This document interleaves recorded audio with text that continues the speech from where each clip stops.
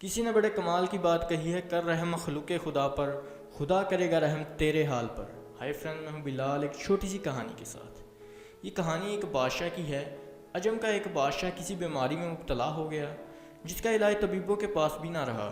طبیبوں نے اپنی ہر چند ممکن کوشش کر دی، لیکن بیماری میں فاقہ ہونے کی بجائے بیماری دن بدن بڑھ رہی تھی۔ بادشاہ دن بدن کمزور ہوتے جا رہے تھے، یہاں تک کہ وہ چلنے پھرنے کے قابل بھی نہ رہے۔ ہر قسم کے علاج معالجے کی مایوسی کے بعد بادشاہ کے درباریوں میں سے ایک درباری نے کہا، حضور، کسی شہر میں ایک بزرگ رہتے ہیں، اگر وہ آپ کی صحت یابی کے لیے دعا کریں تو آپ یقیناً صحت یاب ہو سکتے ہیں۔ بادشاہ نے اس شخص کو حکم دیا کہ وہ ابھی ان بزرگوں کی خدمت میں حاضر ہو اور بادشاہ کی صحت یابی کے لیے دعا کرائے۔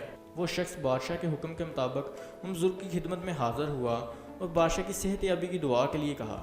وہ بزرگ اس شخص کی بات سننے کے بعد انتہائی غصے میں آ گئے اور کہنے لگے کہ میری دعا اس شخص کے لیے کیسے قبول ہو سکتی ہے جس نے ساری عمر مظلوموں پر ظلم کیا، اور جو شخص اللہ کی مخلوق پر رحم نہیں کرتا، اللہ بھی اس پر رحم نہیں کرتا۔ بادشاہ کو چاہیے کہ پہلے اپنے گناہوں کی توبہ کرے اور پھر اللہ کی رحمت سے امید رکھے۔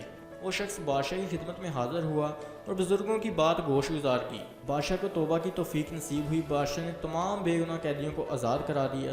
وہ غریب اور مساکین پر اپنے خزانوں کے دروازے کھول دیے۔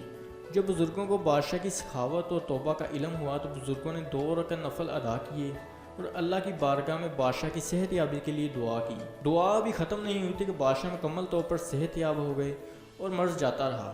بادشاہ اب عام انسانوں کی طرح زندگی گزار رہا تھا۔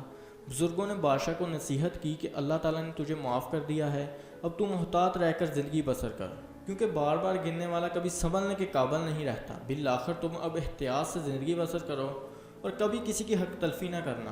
ایک چھوٹی سی کہانی ہمیں زندگی میں بہت بڑا سبق سکھاتی ہے۔